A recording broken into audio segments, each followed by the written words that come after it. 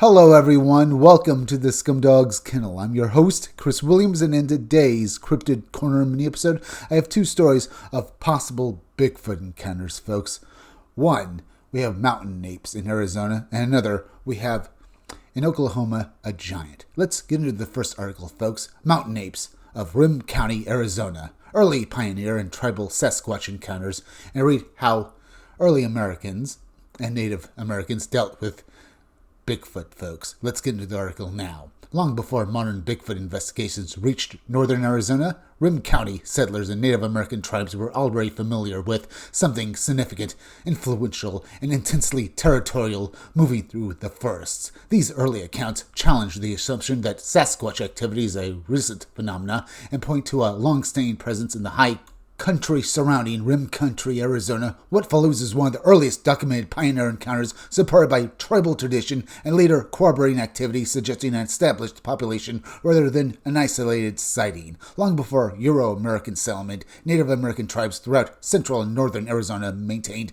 detailed oral traditions describing a nocturnal forest being commonly referred to as the hairy man. According to tribal elders, these beings lived deep within the forest, avoided sustained human contact, and were most active at night. These beliefs persist among traditionalists, many of whom consider the entity to be both physical and spiritually significant. During the field research conducted in Rim County, I had the rare opportunity to speak privately with tribal members who shared generational knowledge of these beings. Their accounts described territorial behavior, vocalizations, rock throwing, and strict avoidance of humans unless boundaries were crossed. These stories were not presented as folklore, but as inherited knowledge passed down through multiple generations. One of the earliest known pioneer encounters in Rim County involves David Cohen, the man credited with discovering Tonto National Bridge. In the late 1800s, Cohen lived alone in a remote cabin on a mining claim along Upper Deer Creek in the Mazazel Mountains, west of what is now Deer Creek Village. According to the account, Cohen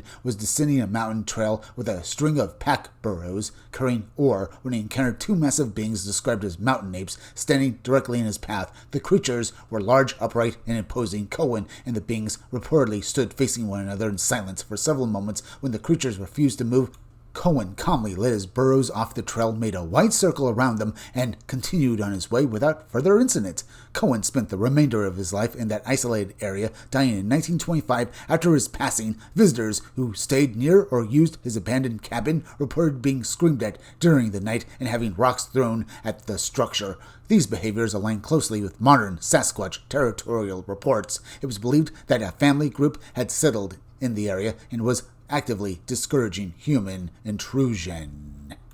Cohen's cabin was destroyed during the Willow Fire in 2004, and subsequent flash flooding has nearly erased the site. Only a small portion of the stone foundation remains visible today along the Deer Creek hiking trail. And that is a sad fact, folks. At least there's some evidence that this building still exists, folks. There's still the foundation, but you have to ask yourselves, folks, how long and how many Bigfoot researchers visited this cabin before 2004, folks, and tried to understand exactly what Cohen saw. Did he really see two Bigfoots, these mountain apes, folks? Or was he just telling tall tales?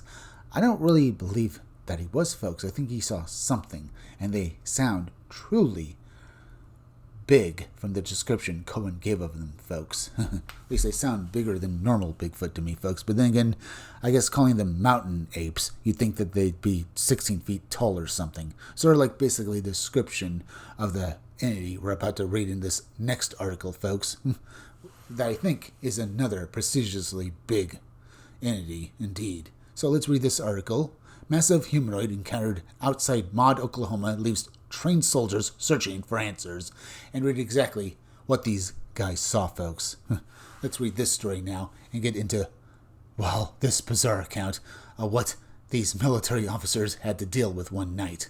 On a cold April night in 2010, a seasoned military veteran returned home to a quiet farm outside Maud and found himself face to face with something he could not explain. What followed was a brief but deeply unsettling encounter marked by eye contact, the entity's total lack of fear, and an uncharacteristic breakdown in both animal and human responses. Even years later, the witness maintains that nothing in combat prepared him for what stood on his patio that night. Anyway now, folks, let's read this soldier's report on exactly what he saw.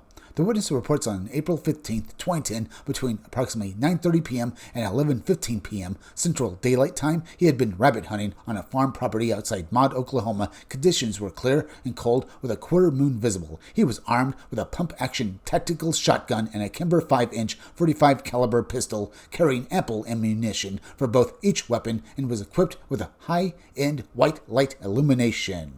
So, this guy sounds like he could have handled most things, folks, except what he was about to actually experience. Let's read on.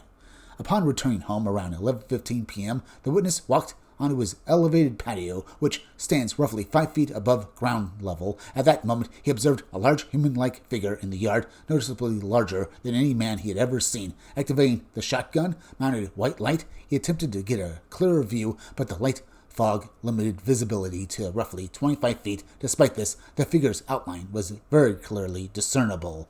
The witness states that the figure was standing in the open and appeared to be watching him. Directly, eye contact was made. He estimates the being's height at 7 to 8 feet, with a very stocky build, likely exceeding 400 pounds. The witness notes that his animals had behaved unusually in the days and weeks prior, and he had repeatedly experienced the sensation of being watched after dark, which is something we've read about before, folks, with various other Bigfoot and even pale crawler accounts, folks. But this entity sounds more like a Bigfoot than a pale crawler. But let's read on before we make any judgments.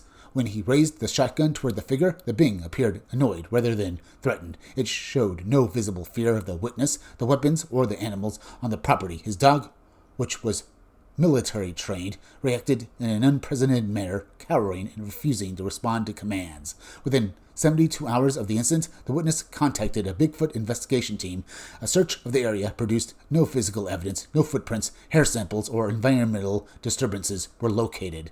Following the encounter, the witness experienced memory lapses that he had found troubling. He emphasized that he is a retired Special Forces sniper with 10 years of service, including 3 tours in Iraq and participation in the initial invasion alongside the 3rd Infantry Division. Based on his extensive experience, he states unequivocally that he has no conventional explanation for what he encountered. Given his background in security clearance, he requested anonymity and exclusion from public identification. His motivation, he stressed, was not attention, but understanding. What disturbed him most was not the creature's size, but its complete lack of fear, in contrast to the level of fear he rarely experiences.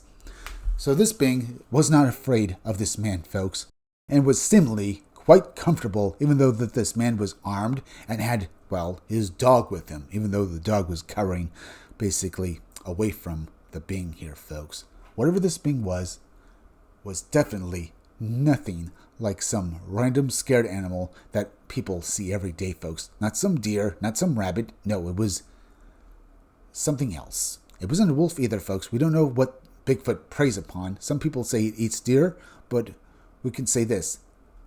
It was just there, and this man had to deal with it. He seems to have been distressed that while he felt fear of this being, unlike, well, how people say that animals are more afraid of you than you are of them, it was not frightened at all. It just stood there, much like basically with Corin that we read about earlier, folks, and was not frightened of the presence of a man in its territory.